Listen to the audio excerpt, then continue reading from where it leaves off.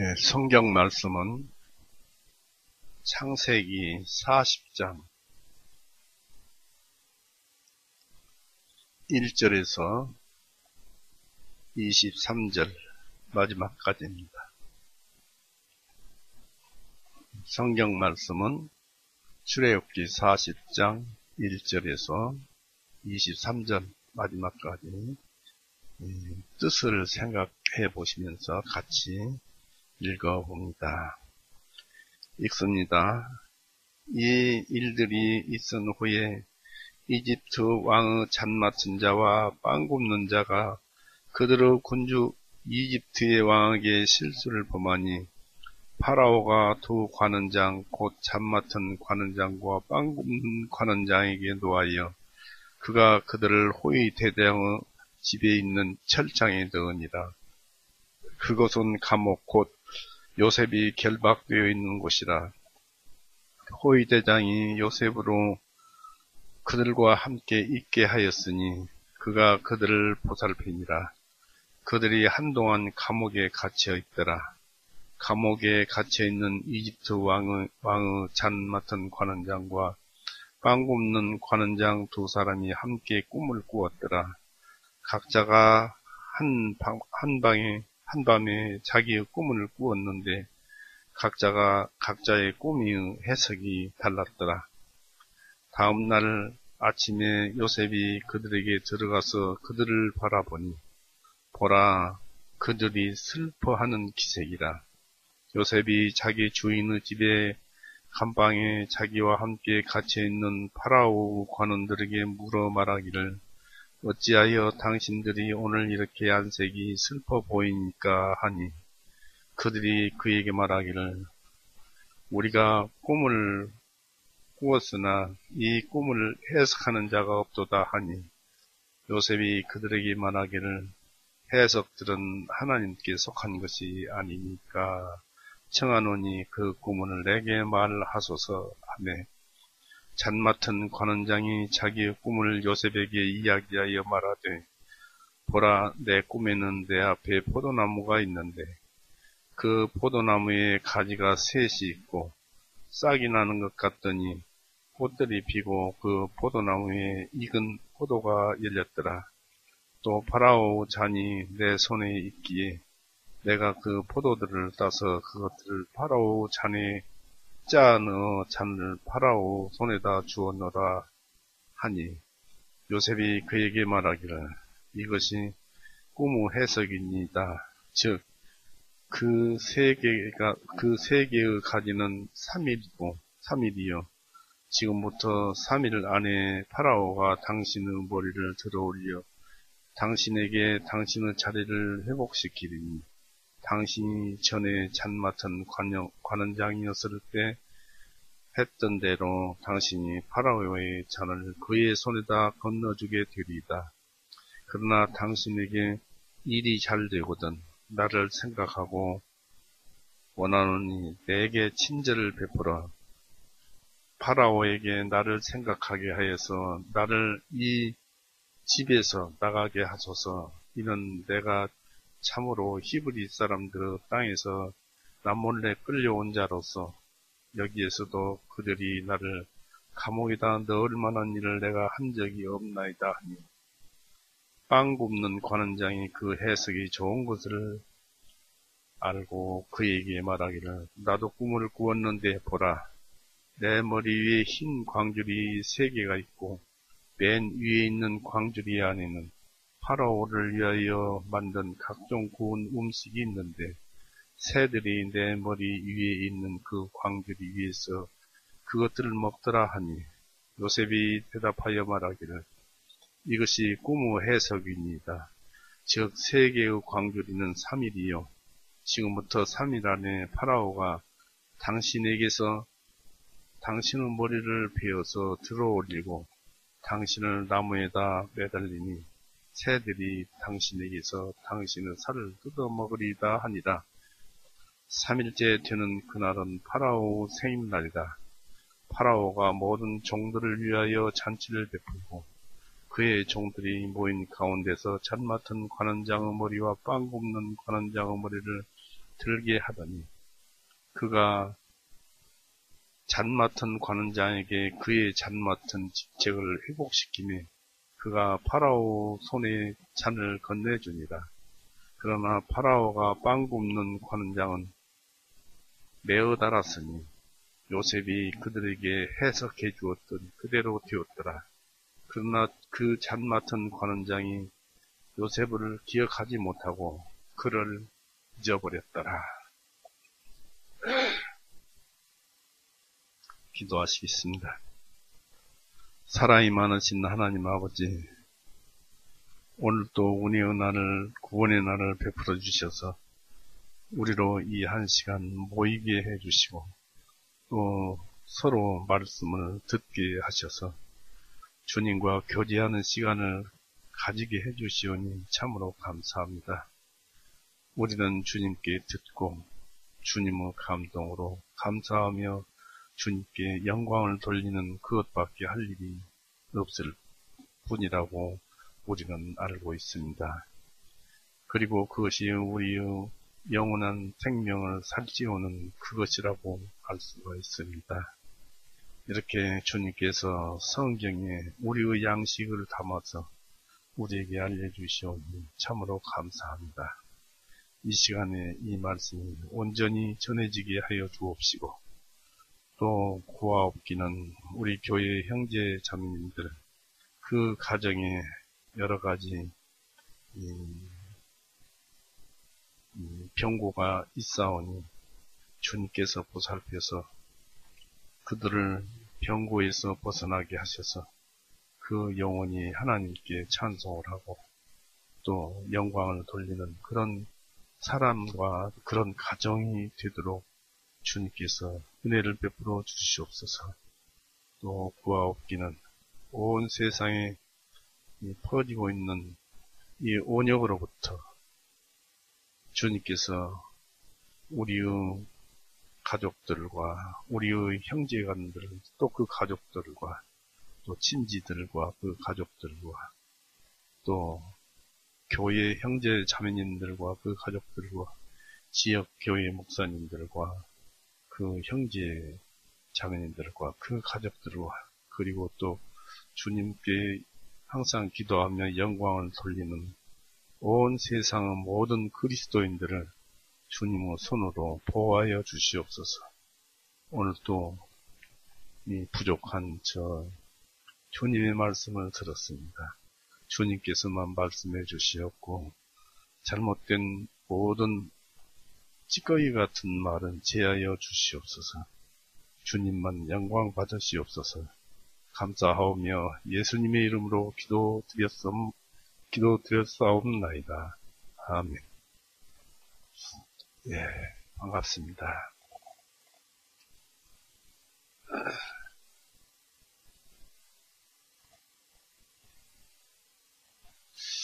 요즘 코로나로 인해서 사람들이 참 고통을 받고 있고 또 왕래가 드무니까 여러 가지로 이제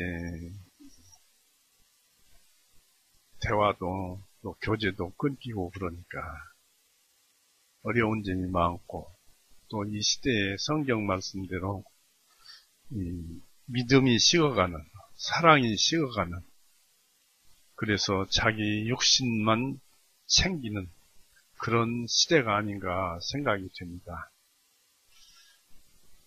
우리 가정만 봐도 말씀에다 온 정신과 온 마음과 몸을 바쳐야 할 텐데도 욕심에 치우쳐서 욕심을 생각하는 죽기까지 주님께 충성하는 그런 것들이 부족하지 않는가 스스로 이제 하나님 앞에 자백을 합니다. 우선 저부터 이제 더 주님 앞에 죽기까지 충성하는 그 모습을 주님께 더 부탁드리고 인도해 주시기를 바랄 뿐입니다. 오늘 말씀은 그 유명한 많이 들어서 아실 것이지만은 술 맡은, 잔 맡은 관원장과 빵 굽는 이 관원장의 꿈에 대해서 기록된 말씀입니다. 우리가 이제 성경을 읽어봤습니다만은 다시 40장 1절에서 4절을 읽어보겠습니다. 이 일들이 있은 후에 이집트 왕의 잔 맡은 자와 빵 굽는 자가 그들의 군주 이집트 왕에게 실수를 범하니 파라오가 두 관원장 곧 잔 맡은 관원장의 빵 굽는 관원장에게 노하여 그가 그들을 호위대장의 집에 있는 철장에 넣으니 그곳은 감옥 곧 요셉이 결박되어 있는 곳이라. 호위대장이 요셉으로 그들과 함께 있게 하였으니 그가 그들을 보살핍니다. 그들이 한동안 감옥에 갇혀 있더라 했습니다. 요셉은 야곱이 그토록 사랑했던 7년을 더 일을 하면서까지 맞이하려고 했던 둘째 부인 라헬의 큰아들입니다. 이 요셉이라는 뜻은 씻는다, 씻다 또는 제거한다라는 그 뜻으로 요셉을 이제 그 이름을 성경에서 찾아보면 그렇게 지었습니다. 그런데 이 라헬이 라헬의 큰아들이요 야곱에게는 11번째 아들인데 그 라헬이 죽을 때 막내 아들 베냐민을 낳았어요. 그 베냐민을 낳고 이름을 베노니 하고 또 다른 말씀과 함께 슬프다 하면서 죽었습니다. 그러니까 슬프다 하고 죽었는데 그 슬프다가 베노니 곧 그 마지막 그 베냐민 이름을 그렇게 지었는데 그것을 야곱이 바꿨습니다.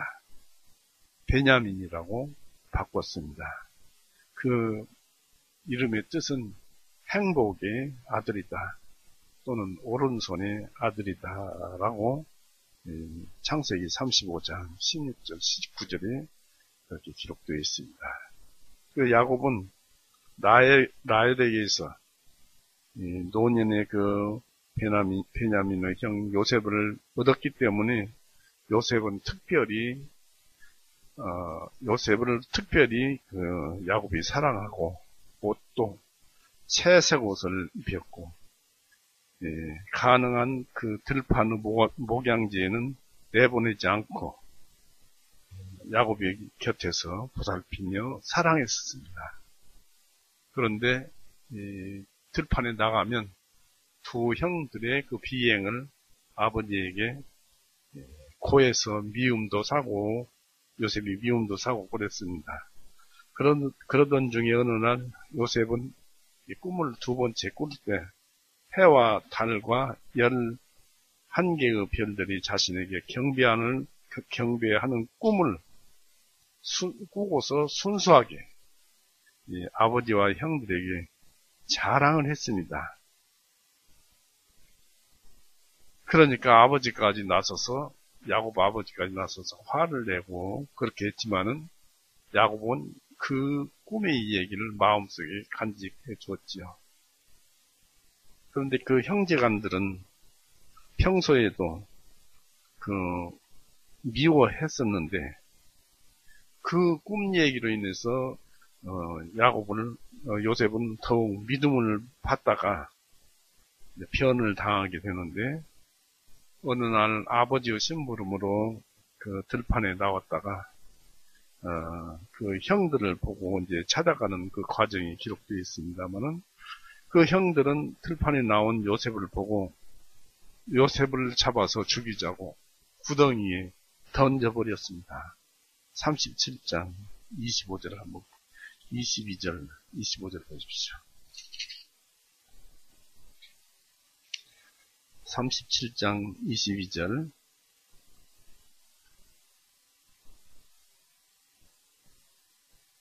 루벤이 그들에게 말하기를 구덩이에 던진 뒤에 말하기를 피를 흘리지 말자. 그를 광야에 있는 이 구덩이 속으로 던져놓고 그에게 손을 대지 말자 하니라. 이는 루벤이 요셉을 그들의 손에서 건져내어 자기의 아버지에게 건네주려 함이었더라.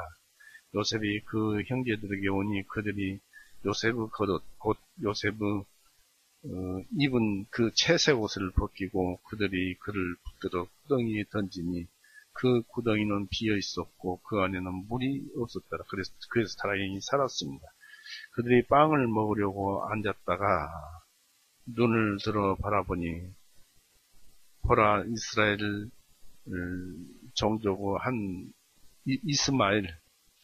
한 무리가 길르앗에서부터 오는데 그들의 낙타에 향료와 요한과 몰약을 싣고 이집트로 내려가는 중이었더라. 물론 나중에 이 사람들에게 요셉을 팔았습니다만은 여기에서 아주 그 형제들의 비정함을 볼 수가 있습니다. 어떻게 이제 배달은 형제라고 구덩이에다 던져놓고 또 그 앞에서 죽어가고 있는 동생을 보면서 빵을 먹을 수가 있겠느냐 이것입니다. 사람들은 사악할 때는 형제지간도 부모간도 상관하지 않고 그렇게 사악해진다는 것을 우리가 알 수 있습니다. 이건 참 무서운 죄입니다.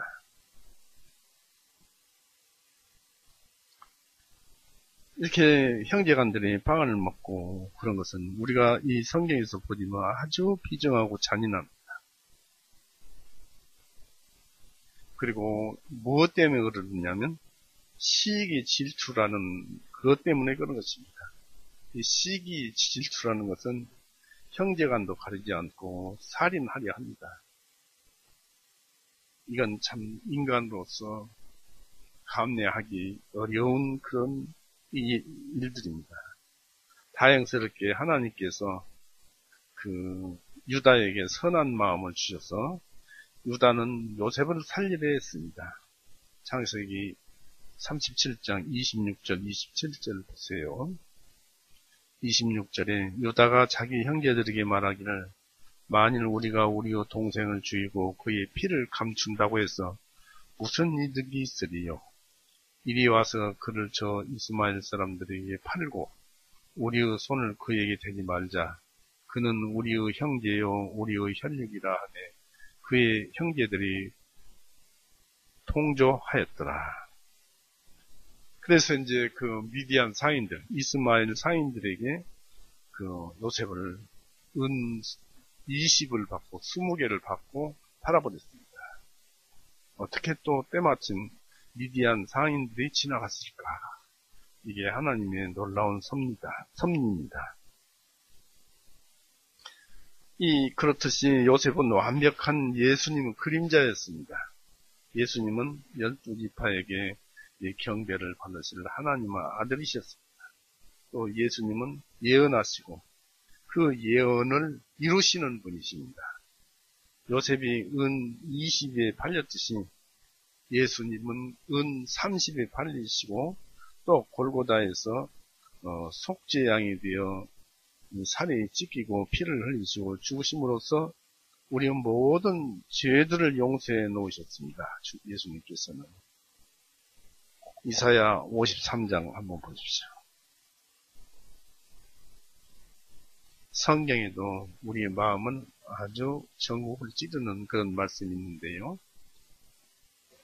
이사야 53장 4절 5절을 보시겠습니다. 그는 참으로 우리의 질고를 지고 우리의 슬픔을 짊어졌거늘 우리는 생각하기를 그는 형벌을 받아 하나님께 매를 맞아 고난을 당하는도다 하였도다.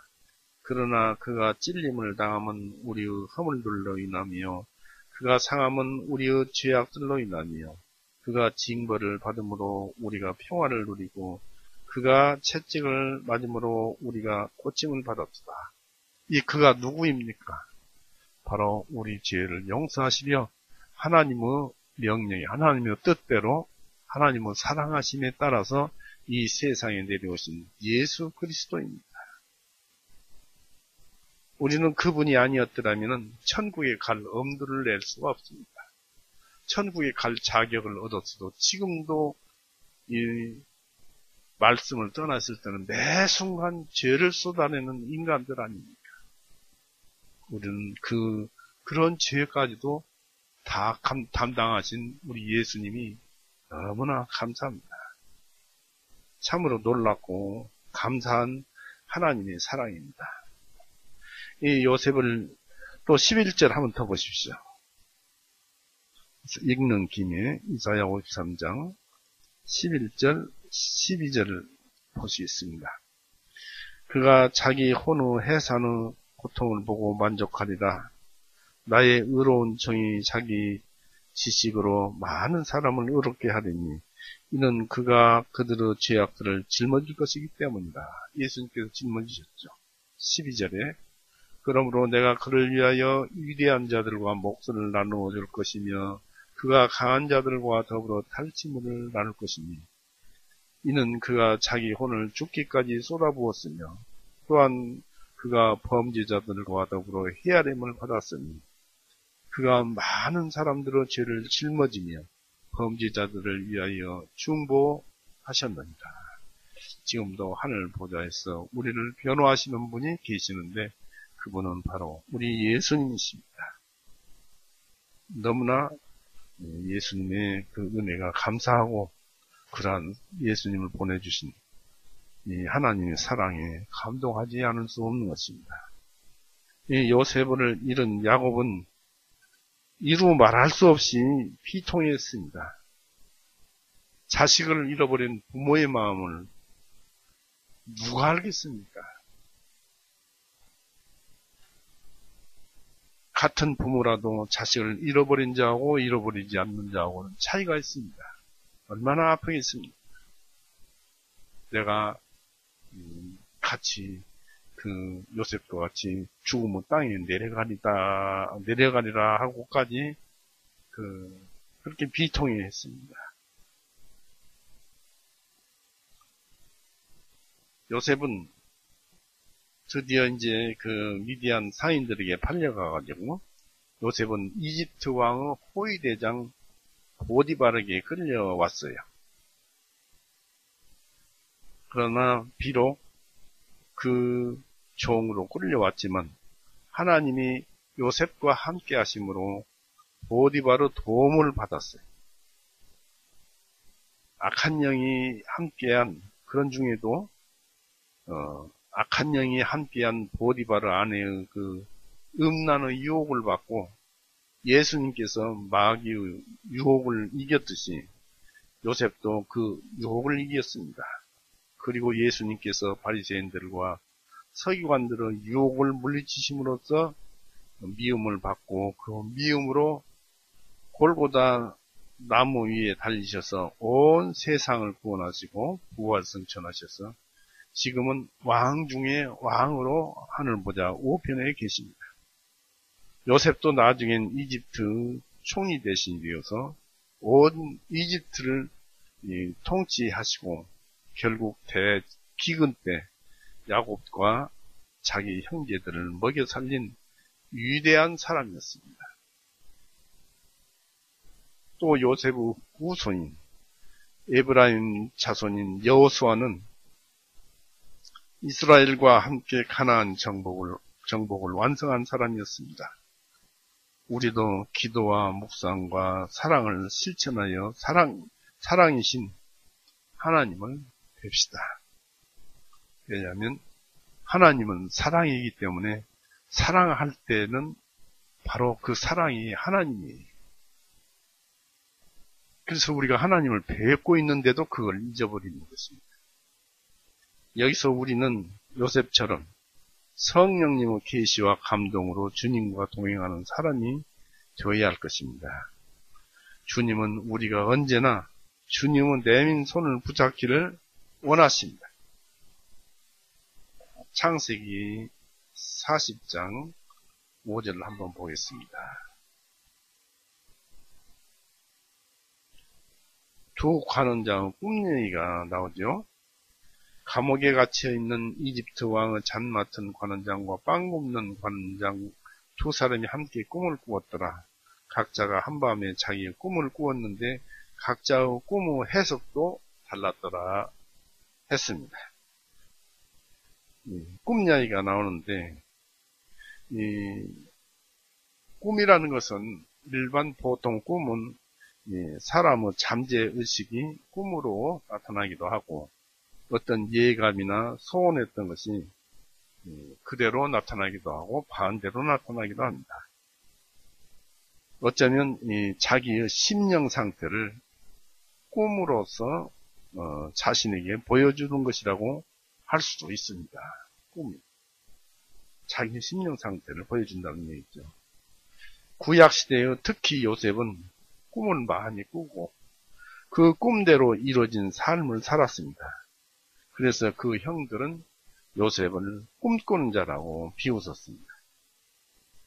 형들의 비행을 아버지에게 고하고 이 꿈으로 또 시기 질투해서 요셉을 죽이기로 그 형들은 공모하였죠.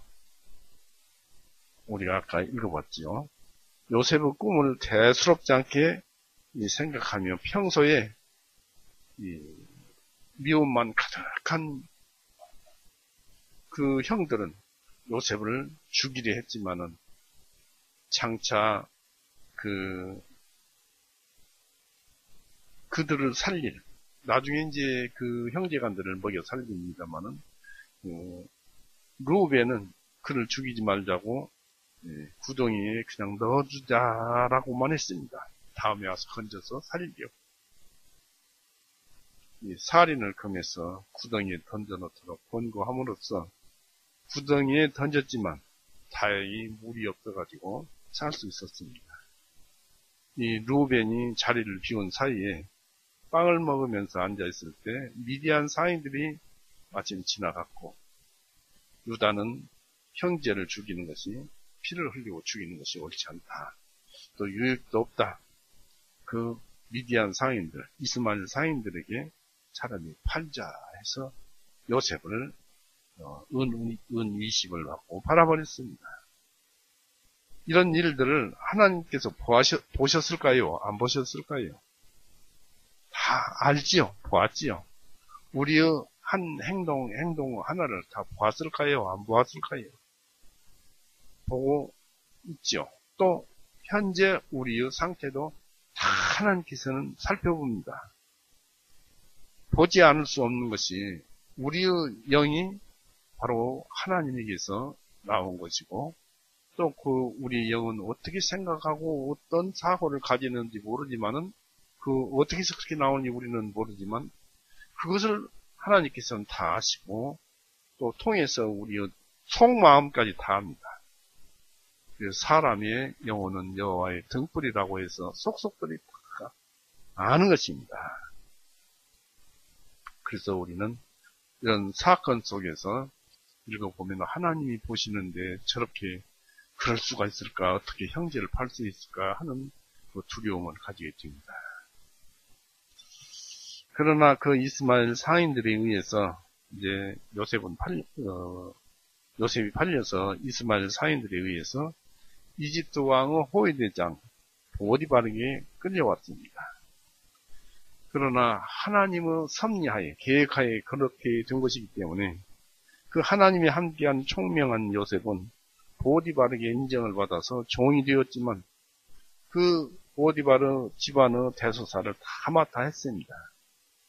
그러나 호사다마라고 보디발 아내가 요셉을 붙잡고 뻔뻔한 얼굴로 요셉에게 같이 자자고 같이 눕자고 여러 차례 유혹했지만 단호히 물리치자 오히려 보디발에게 요셉이 자기를 유혹했다고 누명을 씌워서 그 보디발이 대노하여서 보디발이 관리하는 그 왕실 감옥에 철장 감옥에 가둬버렸습니다.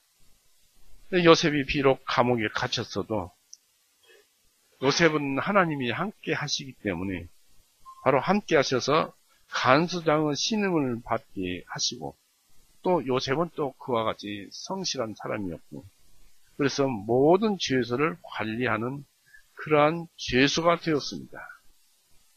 39절, 20절 보십시오. 39장 20절, 23절. 창세기 39장 20절부터 봅니다. 요셉이 어떤 사람인가를 봅니다. 요셉의 주인이 그를 잡아다가 감옥에 넣으니 그곳은 왕의 죄수들을 가두는 곳이었더라. 요셉이 거기서 그 감옥 안에 갇혔더라. 그때 주님께서 요셉과 함께 하시고 그에게 긍휼을 베푸시어 간수 목전에서 그에게 은총을 베푸시더라. 간수가 감옥에 있는 모든 죄수들을 요셉의 손에 맡기므로 거기서 그들이 무슨 일을 행하든지 요셉이 처리하였으며 간수는 요셉의 손에 맡긴 일은 무엇이든지 돌아보지 아니하였으니 이는 주님께서 그와 함께 하셨기 때문이다. 주님께서 그가 행한 것을 형통하게 하셨더라 했습니다. 하나님께서 하시면은, 함께 동행하시면은 우리가 믿음을 얻었고 그 믿음의 세계에 산다면 하나님과 함께 하는 삶이에요. 그렇게 산다면은 우리의 일들이 모든 것이 형통한 일로 바뀝니다. 또 그렇게 나타납니다. 당장은 또 어떤 일은 당장은 고통스럽기도 하지만 지나가면은 그것이 행복으로 변하고 나에게 유익한 일로 나타나는 것입니다.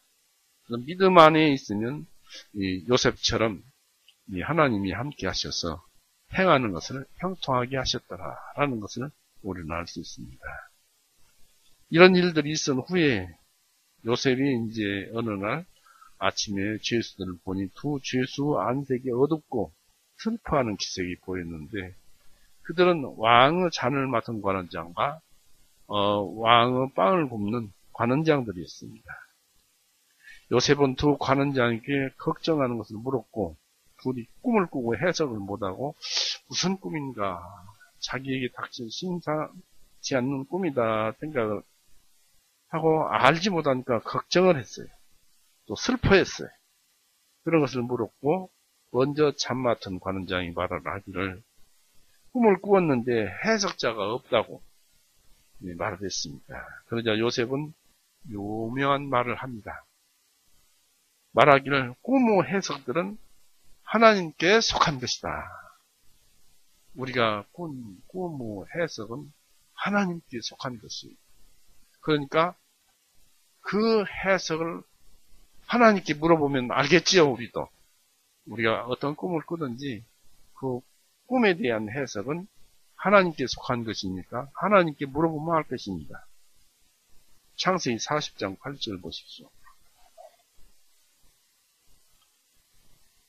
그들이 그에게 말하기를 우리가 꿈을 꾸었으나 이 꿈을 해석하는 자가 없도다 하니 요셉이 그들에게 말하기를 해석들은 하나님께 속한 것이 아니니까 청하노니 그 꿈을 내게 말하소서 하며 자기 안에 하나님이 계신다는 것을 직접 알려준 것입니다. 이 꿈이란 꿈꾸는 자에 대해서 하나님께서 어떤 행하실 일을 미리 보여주시는 것입니다. 우리가 꿈을 꾸었으면 그 꿈으로서 우리가 행할 일을 미리 하나님께서 꿈으로 보여주시는 것입니다. 즉 꿈꾸는 자에게 되어질 일이나 경고를 계시하는 것입니다. 욥기 33장 한번 보십시오.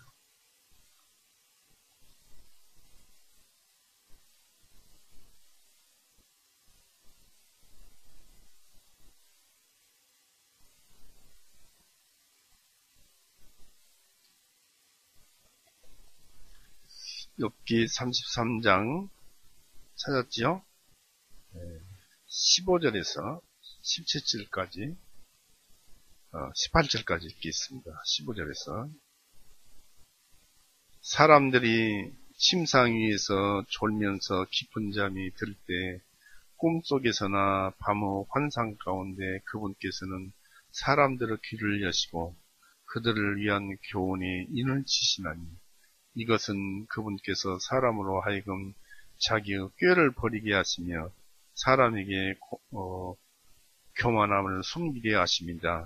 그분께서는 사람의 혼을 구덩이로부터 건져내시고 그의 생명이 칼로 멸망하지 않게 하시는도다 했습니다. 이처럼 우리의 길을 바르게 가게 하고 또 우리가 어떻게 할 것을 알려주잖아요. 경고의 말. 그래서 꿈을 꾸면은 하나님께서 해석을 해 주어야 안다는 것입니다. 그러나 이제 우리도 알 수 있는데 오늘날은 구약에는 그렇게 했었지만 오늘날은 예수님으로 인해서 이루어진 성경 말씀이 예언의 말씀으로서 우리에게 이루어질 일과 경고와 은혜가 모두 해석되어 있습니다. 즉 구약의 꿈은 계시요 그림자였지만 오늘날은 성경 말씀이 계시요 해석이요 실체인 것입니다. 성경 속에 우리에게 필요한 또 넘치는 섭리의 진리와 능력이 다 들어있는 것입니다. 성경 안에 자기의 생사가 다 포함되어 있고 자기의 될 것 안 될 것이 다 포함되어 있어요. 계시의 말씀이고 감동의 말씀이고 하나님과 대화하면 그 꿈을 해석도 할 수 있고 전부 그럴 수 있는 것입니다. 모든 능력이 성경 말씀 속에 다 들어있습니다. 오늘날 우리가 이렇게 큰 은혜 안에서 살고 있습니다. 자, 이 두 관원 중에 이 술 관원장이 먼저 자신의 꿈을 고백을 했습니다. 그의 꿈에 포도나무가 있고 세 가지가 나오더니 이내 꽃이 피고 열매가 맺혀서 탐스런 포도를 따서 자기 손에 있던 파라오 잔에 짜 담아서 파라오에게 넘겨주었다는 평범한 꿈 얘기입니다. 40장 11절 한번 보십시오. 이는 내가 참으로 히브리 사람들의 땅에서 나 몰래 11절 다른 데를 읽었는데요. 11절 또 파라오 잔이 내 손에 있기에 내가 그 포도들을 따서 그것들을 파라오 잔에 짜는 잔을 파라오 손에다 주었노라. 이것이 그 잠 맡던 관원장의 꿈이었습니다. 이 요셉은 하나님의 영감을 받아서 꿈을 해석하기를 당신의 그 자리를 회복시킬 것이다고 40장 12절 13절에 얘기를 합니다. 봅니다. 요셉이 그에게 말하기를 이것이 그 꿈의 해석입니다. 즉 그 세 개의 가지는 3일이요. 지금부터 3일 안에 파라오가 당신의 머리를 들어올려 당신에게 당신의 자리를 회복시키리니 당신이 전에 잠 맡은 관원장이었을 때 했던 대로 당신이 파라오 잔을 그의 손에다 건너주게 되리다 라고 이 요셉이 꿈을 해석해 주었습니다. 이것은 오늘날 같으면은 우리도 그렇게 쉽게 알 수 있는 거예요. 성경 말씀에서 찾아낼 수 있는 거예요. 여기서 포도즙은 예수님의 보혈의 그림자입니다. 잠 맡은 관원장이 파라오에게 생포도즙을 담은 잔을 바친 것은 우리의 속죄의 피를 예수님께서 대신 바치신, 즉 우리가 예수님의 피를 죄값으로 하나님께 드린 참된 그리스도인들의 그림자입니다. 하나님의 은혜로 우리의 예물은 예수님이시고 예수님의 피를 하나님께 드림으로써 우리는 죽지 않고 영생을 얻었어요. 구원을 받은 것입니다. 성경을 보면 그냥 알죠. 이 술 관원장은 올바른 복음의 꿈을 꾸고도 불안해하면서 슬퍼했던 것입니다. 그러나 요셉 안에 계시는 하나님께서 꿈도 꾸게 하시고 해석도 듣게 하셨던 것입니다. 우리가 성경을 묵상할 때나 밤중이라도 문득 성경 말씀과 말씀의 해석으로 정신이 번쩍 놀라서, 깜짝 놀라서 정신이 번쩍 들 때가 있습니다. 그때가 하나님께서 우리를 깨울 때입니다. 바로 성령님께서 그때 우리에게 은혜를 주실 때입니다. 어떤 말씀이 생각이 나요. 그리고 어떤 깨달음이 와요. 그러면 그냥 그대로 잠잘 때 그런 생각들이 나서 그냥 잠자버리면 꿈꾸었던 그것은 자고 나면 잊어버려서 생각이 안 납니다. 그 즉시 일어나서 성경을 쫓아가서 봅니다. 그 성경을 보면은 성경에 그대로 그 뜻대로 말씀이 깨우쳐지고 그 기록들이 있습니다.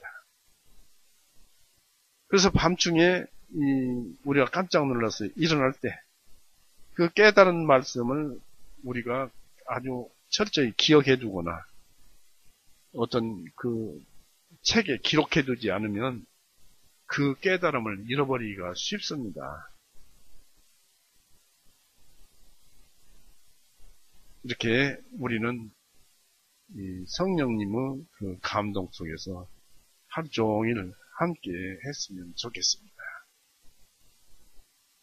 창세기 40장 16절 17절 보겠습니다.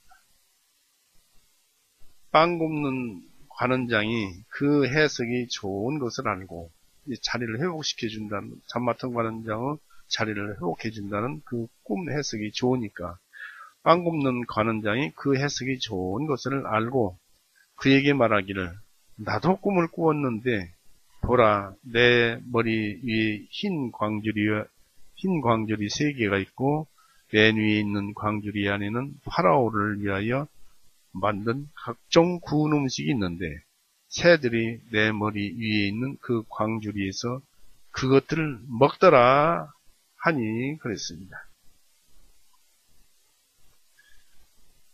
여기서 빵은 육신을 뜻합니다. 예수님께서도 그렇게 말씀하셨습니다. 빵은 육신을 뜻하는데 그렇다면 복음적인 면에서는 포도즙보다 빵의 이야기가 먼저 나와야 할 것입니다. 왜냐하면 육신이 찢겨야 피가 나오기 때문에 그렇습니다. 즉, 두 관원장의 이야기의 순서가 바뀐 것 자체가 빵 관원장의 어둠을 암시하고 있습니다. 예수님은 마태복음 26장 27절 28절에서 만찬 예식을 할 것을 우리에게 남겼죠. 거기서 보면은 먼저 빵을 찢었고 그 다음에 잔을 나눠주셨습니다. 마태복음 26장 한번 보세요.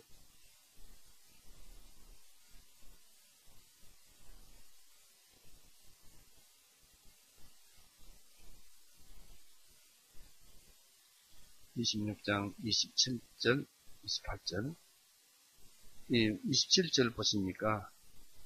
또 잔을 들어 감사해 26절부터 볼까요? 제자들이 먹을 때 예수님께서 빵을 취하셔서 축복하시고 떼어서 제자들에게 주시며 말씀하시기를 받아서 먹으라 이것은 나의 몸이니라 하시고 그 다음에 27절에 또 잔을 들어 감사를 드리시고 제자들에게 주시며 말씀하시기를 너희는 다 이것을 마시라 하였습니다. 또 28절에 이는 이것이 죄들을 사함받게 해주고 많은 사람을 위하여 흘리는 나의 피 곧 새 유언의 피이기 때문이다 하고 여기 기록을 해놓으면서 만찬 예식을 할 것을 우리 가르쳐 줍니다. 이렇게 두 관원장은 그 기록의 순서가 바뀐 데에 대해서 우리는 이상하게 그렇게 기록된 데 대해서 이상하게 생각한다는 것이 참 어려울 것입니다. 보통 예민하거나 예리한 사람이 아니면은 이 순서가 바뀌어서 술 맡은 관원장 얘기가 나오고 그 다음에 빵 굽는 관원장 얘기가 나온다는 순서가 뒤바뀐 것에 대해서 참 예리한 그 관찰입니다. 그것을 알아야 해요. 진리는 그런 거예요. 이 매튜 헨리 주석이나 스펄전 그 설교 전일에서는 그것에 대해서 언급이 없습니다. 다만 지금은 그 명석하신 우리가 존경하는 서달석 목사님의 설교집에서만 그 순서가 뒤바뀐 것을 찾아볼 수가 있는 것입니다. 이 빵 굽는 관원장이 새들이 내 머리에 있는 그것들을 먹더라. 40장 17절에 그렇게 말을 했는데, 이 빵 굽는 관원장은 몇 가지 잘못이 있었습니다. 꿈 자체가 중요한 것이 아니라 해석이 중요해요. 그 해석도 하나님의 해석이라야 중요한 것입니다. 왜냐하면 나쁜 꿈이라도 하나님은 좋은 해석으로 좋게 이루어질 수 있고, 좋은 꿈이라도 하나님께서 나쁜 해석으로 화를 당할 수가 있습니다. 꿈은 하나님께서 행하시는 일을 미리 보여주는 것이기 때문입니다. 만약 빵 굽는 그 관원장이 회개하고 선을 행하고자 했다면 그 꿈은 그 사람에게 자신이 어떤 사람인가를 보여주고 회개할 것을 권고하는 꿈이었을 것입니다. 꿈은 사람이 주지만, 사람이 꾸지만은 하나님께서는 꿈을 확정하시기도 하고 악을 선으로 바꾸시듯 그 내용을 바꾸시기도 하십니다. 예수님께서 먼저 몸이 찢겨져야 피가 나오듯이 떡 관원장이 먼저 꿈을 요셉에게 두려움과 지나간 죄의 회개와 함께 고백을 했어야 했습니다. 그런데 잠 맡은 관원장의 꿈의 해석이 좋은 것을 듣고서 내 꿈도 그럴 것이다 라고 자만심에서 자기의 꿈도 좋을 것이라고 꿈을 말한 것입니다.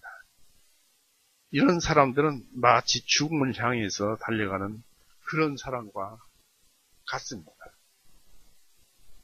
나도 좋을 거야. 친구 따라 강남 간다고 남이 노력하고 애써서 이루어진 것은 자기는 아무 노력도 하지 않고 나도 그렇게 될 것이다 라고 그 열매를 따려고 하는 것은 큰 실수이고 그건 큰 사망이다 이것입니다. 그 죽어가는 모습이 꼭 이렇습니다. 잠언서 한번 보십시오. 그게 마귀에게 속아서 그런 것인데요. 잠언서 7장 한번 보십시오. 잠언서 7장 21절에서 23절까지 보겠습니다.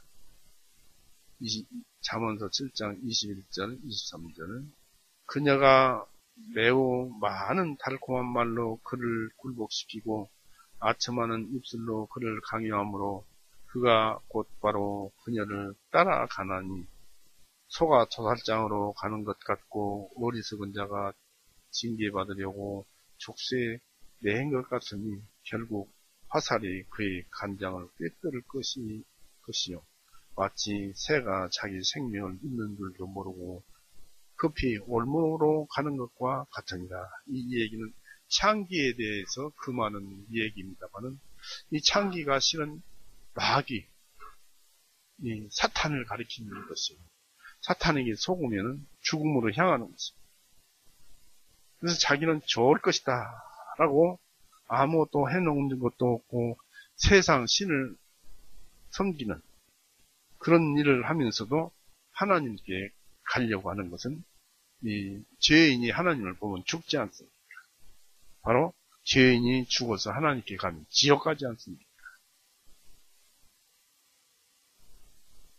이 다른 사람에게 유익한 말이 자신에게는 불행으로 닥칠 수도 있다는 것입니다. 남에게는 유익인데 나에게는 불행이 될 수도 있다는 것입니다. 이것을 피하는 것은 자기 심령을 성령님으로 청소하는 수밖에 없습니다. 이 빵 관원장이 꾼 꿈 중 가장 나쁜 꿈은 흰빵 새 광주리가 있고 그랬습니다. 그 이 광절이 우리 성경에는 다시 한번 볼까요? 창세기 40장 여기 민감한 말씀이 있는데 40장 16, 17절 다시 봅니다. 빵 굽는 관원장이 그 해석이 좋은 것을 알고 그에게 말하기를 나는 꿈을 꾸었는데 보라 내 머리 위에 흰 광줄이 3개가 있고 맨 위에 있는 광줄이 안에는 그러면 3개의 광줄이가 있는데 3개의 광줄이를 맨 위에 있는 광줄이라고 하느냐 하면 그것이 아니에요. 바로 이 3개 개역성경에는 3개의 광줄이 위에 그 윗광줄이에 그 윗광줄이 있는 광줄이 안에는 파라오를 위하여 만든 각종 구운 음식이 있는데 새들이 내 머리 위에 있는 그 광줄이에서 그것들을 먹더라고 했습니다. 여기서 3개의 흰 광줄이는 하나님께서 받으시는 예수님의 교회를 의미하고 또 4번째 광줄이는 한마디로 이 동서남북 뉴스라고 하죠. 사의 넷을 가리키는데 4번째 광줄은 세상을 의미합니다.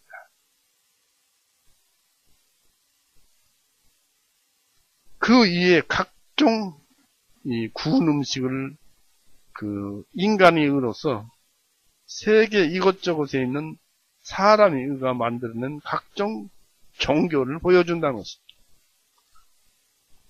그래서 4번째 위에 있는 그 4번째와 함께한 그 광줄, 4번째 광줄이 위에는 각종 구운 음식이 있다는 것은 세상 것을 나타내는 것입니다.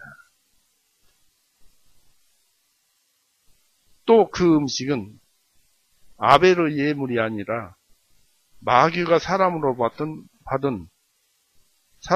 받는 가인의 농산물과 같은 것입니다. 구운 음식, 각종. 즉, 사탄이 좋아하는 예물이었던 것입니다. 그 죽음을 의미하는 것이죠. 하나님께서 보아서는 그를 용서할 수가 없죠. 이 방관원장은 하나님을 두려워하고 섬긴다고 하면서도 하나님을 다 알죠. 그러면서도 섬긴다고 하면서도 사탄을 섬기고 있었던 것입니다.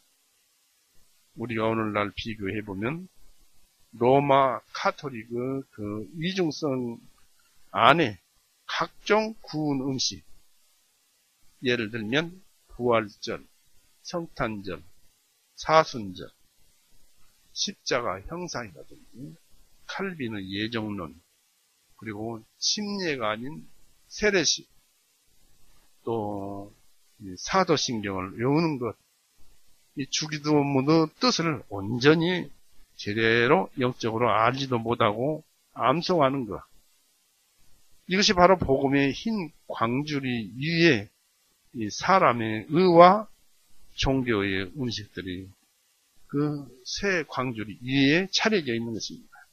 바로 교회 안에 차려져 있다는 것입니다. 그것들은 하나님의 음식이 아니라 공중의 음식, 사단의 음식일 뿐입니다. 성막 안에 그 나답과 아비후가 아론의 아들 나답과 아비후가 피운 다른 불에 불과한 것입니다. 우리는 예수님의 보혈 위에 자기가 만들어낸 자신도 모르는 그 종교적 의를 그리고 철학 등을 더해서 성경을 말을 하고 그런 식으로 섬기면 큰일 나는 것입니다. 성경 말씀, 순수한 그 말씀대로 하나님께 영광을 돌리고 하나님을 섬겨야 합니다. 종교적 의를 그리고 철학 등을 더해서 우리는 그 자기 신앙에 차리지 말자는 것입니다. 하나님께서는 혼합을 아주 싫어하십니다. 하나님은 말씀이라고 했습니다만 하나님의 말씀은 아주 순수합니다. 시편 12편 한번 보십시오.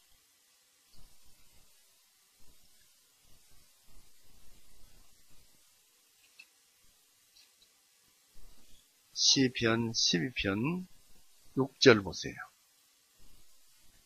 주님의 말씀들은, 하나님의 말씀들은 순수한 말씀들이다. 흑도가니 속에서 단련하여 7번 정련된 은 같도다. 깨끗하도다. 순수하도다. 라는 말씀입니다. 그런데 그 위에다가 세상 것을 올려놓고 섞어서 섬긴다면 말이 안 되죠. 그럴 경우에 이 사도 바울은 이렇게 무섭게 나무랍니다. 갈라디아서 1장 한번 보십시오.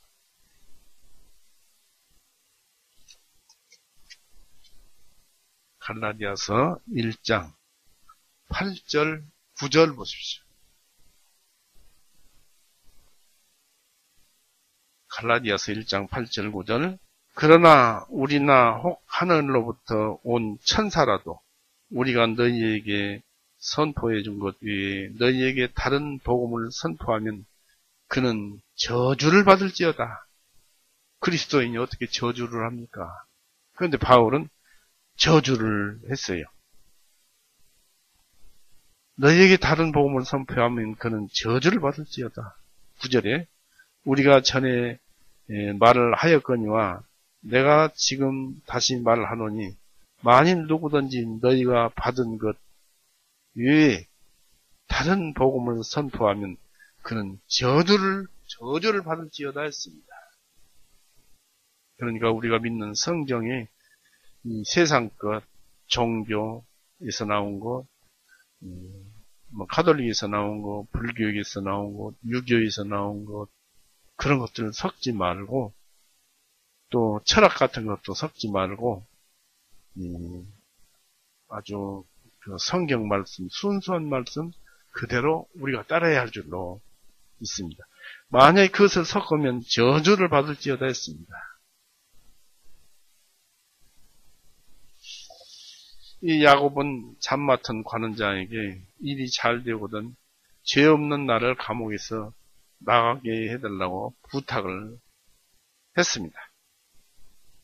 그 잠 맡은 관원장에게 나를 좀 당신이 잘 되거든 나를 좀 밖으로, 감옥 밖으로 나가게 해달라고 부탁을 했습니다. 그러나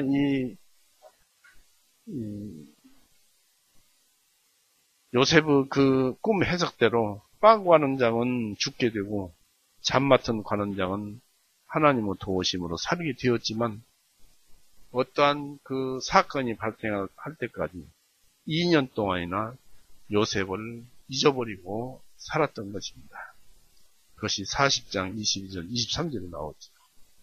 이 하나님의 꿈 해석과 말씀과 그 능력을 잊어버린 그 무심한 사람이었습니다. 사람들은 말씀을 가지고도 무심히 흘려보냅니다. 그러나 무심한 듯 흘러간 그 2년은 그 욥의 인내에 은혜를 주신 것처럼 요셉에게도 은혜를 베풀기 위한 하나님의 섭리의 시간이었습니다. 그 섭리는 이스라엘을 기근 속에서 생육시키기 위한 준비의 시간이요. 또 악을 선으로 바꾸기 위한 준비의 시간이었습니다. 저는 이 악을 선으로 바꾼다는 이 말씀 속에서 얼마나 참으로 감동을 받고 마음이 뜨뜻해지는지 모르겠습니다. 바로 우리의 죄를 용서하는 또 우리가 우리의 죄를 서로 용서하는 그 방법 중에 한 실례를 봅니다. 창세기 50장 한번 보십시오. 15절에서 쭉 읽어볼 테니까 이건 마음을 깊이 좀 여기 성경에 쏟아놓고 들어보십시오. 창세기 50장 15절에서 21절 말씀입니다. 요셉이 형제들이 야곱이 이집트에 내려와가지고 이집트에서 죽었어요. 다시 이제 야곱을 가나안 땅에 장사 지내러 갈 때, 그때 이 얘기입니다. 요셉의 형들이 그들의 아버지가 죽었음을 보고 그들이 말하기를 요셉이 혹시 우리를 미워하여 우리가 그에게 행한 모든 악을 반드시 보복하리라 하고 그들이 요셉에게 사자를 보내어 말하기를 당신의 아버지가 돌아가시기 전에 명령하여 말씀하시기를 너희는 요셉에게 이렇게 말할지니라. 아버지를 파는 거예요. 요셉에게 이렇게 말할지니라. 너의 형들이 너에게 악을 행하였을지라도 원하노니 내 형들의 허물과 그들의 죄를 용서하여 주라 하라 하셨나이다. 원하오니 이제 당신의 아버지의 하나님의 종들의 허물을 부디 용서해 주소서 하니 그들이 요셉에게 말할 때 그가 울었더라.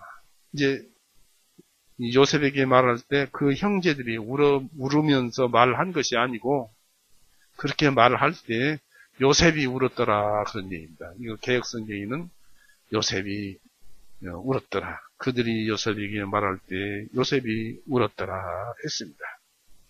여기서 형들이 비록 아버지를 빌려서 그 용서를 또 요셉에게 빌었습니다. 그러니까 그때까지도 그 형들과 요셉과는 진지한 아버지가 죽을 때까지 같이 살았지만 진지한 서로 용서하는 것이 없었어요.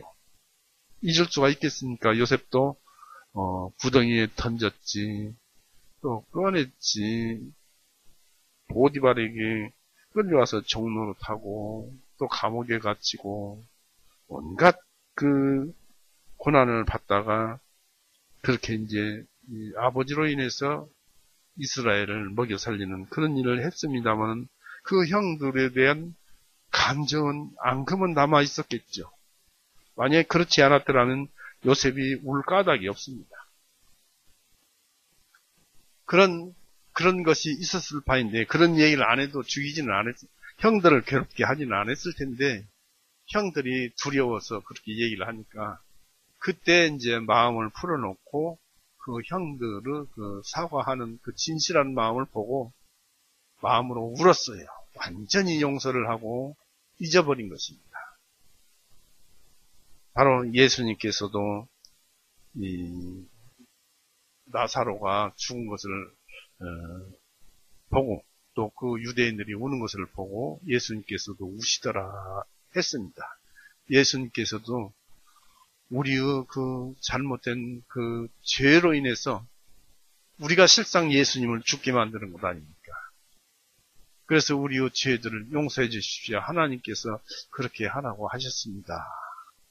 하나님께서 예수님을 믿으면 죄 용서하신 것을 믿으면 용서가 될 것이라고 했습니다. 즉 물론 구원받으면 의심이 들지 않지만 그와 같은 심정으로 예수님을 다시 한번 바라보자는 것입니다. 그러면 예수님은 더 사랑하는 마음으로 우리를 가슴에 품어줄 것입니다. 그리고 우리도 같은 형제지간이라도 교회 형제지간이라도 그 서로 잘못한 것이 있으면 진실로 사과하고 그러면 사과를 받는 자는 마음에서 감동이 나와서 울음으로 화답을 할 것입니다. 이럴 때 이 참 화답이 이루어지는 서로 완전한 그 서로 용서하는 온전한 그 사과가 이루어지는 것이죠. 그래서 20절에 그러나 요셉이 그들에게 말하기를 두려워하지 마소서 내가 하나님의 자리에 있나이까 하면서 그러나 당신들의 입장에서 볼 때는 내게 악을 계획했을지라도 오히려 하나님은 그 악을 선으로 계획하시어 이날과 같이 많은 사람들을 살도록 구원하셨나이다. 그러므로 이제 당신들은 두려워하지 마소서 내가 당신들과 당신들의 어린 것들을 양육하리다 하고 그가 그들을 위로하고 그들에게 다정하게 말하였더라. 형제들이 온전히 이제 한 몸이 된 것입니다. 이것이 교회 안에서 이루어져야 한다는 것입니다. 이것이야말로 참 사랑입니다. 교회 안에서 누가 좀 잘못했는데 서로 이렇게 교제도 없고 또 서로 사과하지도 않고, 사과를 해도 그 하는 동 마는 동 지나가는 식으로 얘기하고 자기 체면을 내세워서 내가 이렇게 이제 사과한다고 말했으니까 너는 당연히 내가 잘못한 것을 이해하고 용서해야 한다 하는 식으로 그런 식으로 나간다면은 그것은 절대 사과가 물론 겉모양은 사과가 되겠지요. 그러나 온전한 저 심령 깊숙한 곳에서는 그런 용서하는 유대감이 나타나지 않을 것입니다. 이런 것을 볼 때 그 형제간들이 얼마나 우정이 정이 깊었는가를 알 수가 있습니다. 저는 이런 것을 이 말씀을 볼 때마다 항상 가슴이 찌릿찌릿하면서 정말 그 감동을 받습니다. 우리는 용서를 하려면 그렇게 해야 돼요.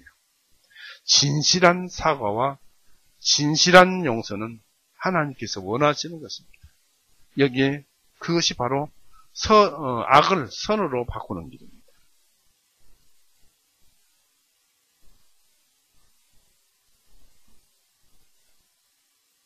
그래서 참으로 인내하면 어느 날 갑자기 은혜가 들이닥칩니다. 참고 요셉이 많은 세월을 참았죠. 바로 하나님의 섭리의 시간 2년 동안을 참고 참았는데 어느 날 갑자기 은혜가 들이닥치는 것입니다. 그래서 전도서 7장 같은 데에서는 형통한 날에는 기뻐하고 형통하지 못한 날에는 너희는 생각해보라 그런 말씀이 있습니다. 그래서 우리는 하나님께서는 반드시 이루어주시니까 하나님께서 하시는 섭리는 참 선하세요. 우리가 기도하고 원하고 올바로 살고 하는 것은 언제가 하나님 안에서 믿음 안에서 살면 하나님은 선하신 분이시고 사랑이시기 때문에 언젠가는 그것이 나타나는데 그 나타나는 시간은 그것을 준비해주는 시간으로 여러분들이 알면 되겠습니다. 그래서 우리가 하나님의 선하심 속에 살고 있는 존재라는 것을 복된 존재라는 것을 잊지 말아야 할 것입니다. 이 요셉은 예수 그리스도 모습입니다. 죄 없으신 예수님은 오로지 하나님의 뜻에 순종하셔서 하나님의 어린 양으로 세상 죄를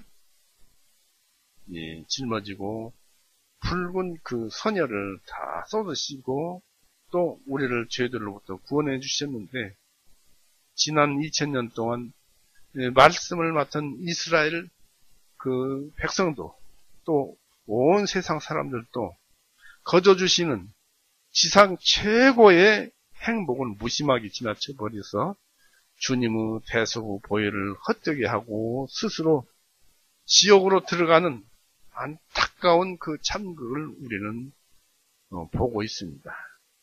심지어 구원받은 우리들도 죄 때문에 불안할 때는 주여 주여 애처롭게 부르다가도 세상 일이 잘 되면 쉽게 잊어버리는 일이 얼마나 많이 있는지 모릅니다. 나 자신을 돌아봐도 사망의 음침한 골짜기를 헤맬 때는 주님 이번만 도와주시면은 내 몸이 이렇게 아픈데 이것만 잘 낫게 해주시면은 열심히 하겠습니다. 주님 말씀에는 무조건 순종하겠습니다. 하다가도 몸이 온전히 낫고 고난이 물러가고 평안이 찾아오면은 언제 그랬냐는 듯 하나님의 도우심을 잊어버리고 등한시하는 조심성이 없는 나의 옛 본성에 거듭난 내가 등한시하는 데가 부끄러울 때가 많고 폐부를 찌르는 그 아픔을 맛보기도 합니다. 양심을 콕 찌를 때 소리가 저절로 나옵니다. 이것은 너희를 위하여 주는 나의 몸이다. 이것을 행하여 나를 기억하라고 누가복음 22장 19절에 말씀하셨습니다. 찾아보시겠습니다.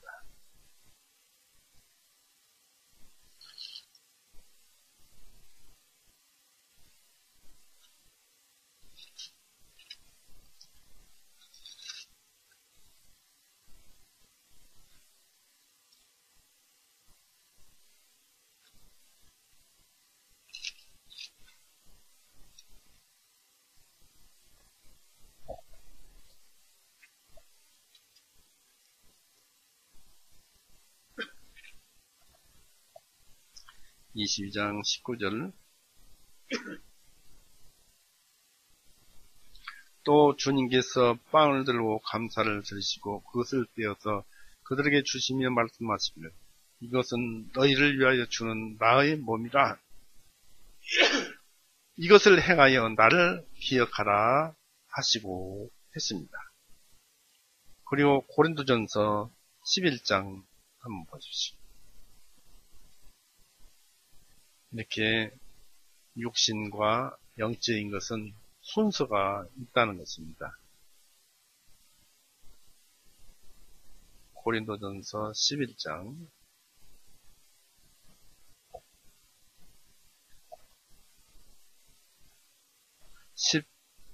고린도전서 11장 13절에서 14절 보십시오.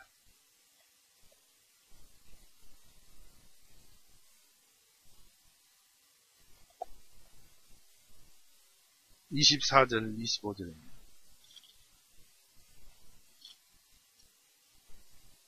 감사를 들으신 후에 빵을 떼시고 말씀하시기를 이것은 너희를 위하여 찢겨진 내 몸이니 받아 먹으라. 이것을 행하여 나를 기억하라 하셨으며 저녁 식사 후에도 이와 같이 잔을 가지고 말씀하시기를 이 잔은 내 피로 세우는 새 유언이니 이것을 행하여 너희가 마실 때마다 나를 기억하라 하셨는다.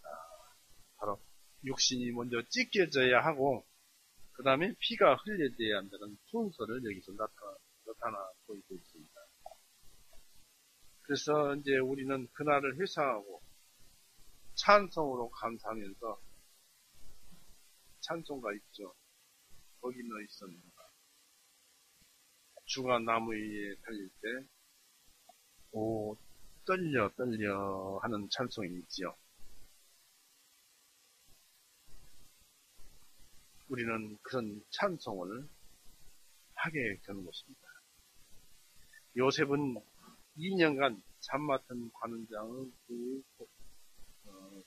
관원장의 천고로 이집트의 운명이 걸린 이집트 왕의 꿈을 해석해서 하나님의 선하심을 믿고 왕의 자리 외에는 이 나라와 백성과 모든 권세를 요셉에게 위임해서 요셉은 이제 이집트 총리 대신이 되고 7년의 흉년과 7년의 풍년과 7년의 흉년에서 이집트도 구하고 이스라엘도 구하고 또 야곱과 70여 명의 가족들도 기근해서 살려냈습니다. 먹여 살려. 이렇듯 하나님의 섭리는 당장에 보면 고역이고 고난이라도 지나고 보면 이렇게 섭리는 유익하고 아름답게 보이는 것입니다. 비록 요셉이 그 2년 동안 고통을 받았지만 하나님은 이걸 준비하셨어요. 예수님은 유대인들의 왕이란 제목으로 희생하셨지만 그날 이후 주님은 이스라엘이든지 이집트인이든지 세상 모든 사람들을 구별하지 않고 예수님의 대속을 심령에 새기기만 하면 누구든지 구원하고 영접해 주십니다. 우리는 이러한 기쁜 소식을 전합시다. 오늘 말씀은 이렇게 마치겠습니다. 찬송 기도하시겠습니다. 사랑이 많으신 하나님 아버지, 모든 성경 말씀이 예수님으로 모아지고 예수님의 속죄 사역으로 모아지고 그것에 모아지는 모든 그 사람들의 도리나 이치나 이런 것들이 그것으로 모아지고 있습니다. 우리가 세상 지식으로 어렵다 하는 그 모든 것들이 예수님 대속 사역으로 모아지고 있습니다. 전할 것도 예수님의 구원이요. 또 우리가 믿어야 하고 우리 가슴속에 더 새게 할 것도 주님의 구원입니다. 주님이 이루어주신 구원을 받아들이는 것입니다. 이에 따라 모든 진리가 그 안에서 우리를 더욱 강건하게 하는 줄 압니다.